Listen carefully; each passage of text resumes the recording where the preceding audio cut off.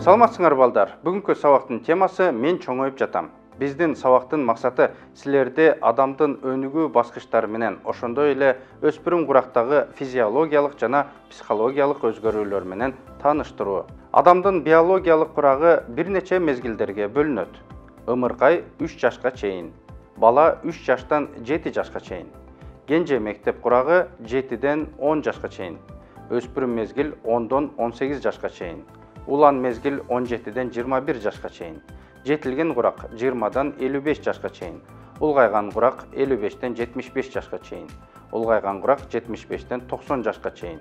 Узак жашоочулар 90 жаш жана андан улуулар. Келгиле, ар кандай куракта балдар үчүн эмне маанилүү экендигин карап көрөлү. Ымыркай үчүн эмне маанилүү? Ымыркай үчүн аны жакшылап тамактандыруу, кам көрүү, мээрим төгүү маанилүү. Ошондо ал өзүн коопсуз сезет жана нормалдуу өнүгөт.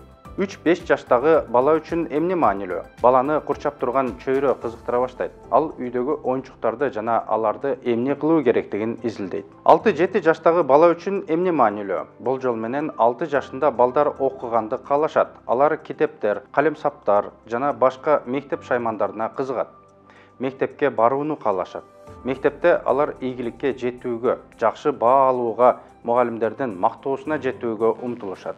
Өспүрүм үчүн эмне маанилүү?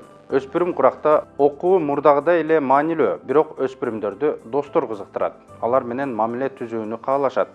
Алардын урмат сыйына жана таануусуна ээ болууга аракеттенишет. Өспүрүм мезгил бул балалык улан кезден жетилген жашоого чейинки эң узак өткөөл мезгил. Бул мезгилде өспүрүмдөр тез өсөт, ошондой эле салмагы көбөйөт. Бир жыл ичинде ал 5 килограммга толушу жана 12 сантиметрге өсүшү мүмкүн. Сөөктөрдүн тегиз эмес өсүшүнөн улам өспүрүмдөрдүн буттары пропорционалдуу эмес узун болушу мүмкүн.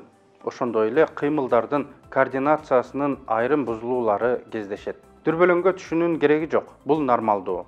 Өспүрүмдүн тез чоңоюшу анын табитинин жогорулашына алып келет жана ал таттууларды, калориясы жогору азыктарды сугалактык менен жей баштайт. Бул мезгилде өспүрүм адатта өзүнүн боюн ашыкча узундугуна, салмагына же башка физикалык параметрлерине кейийт.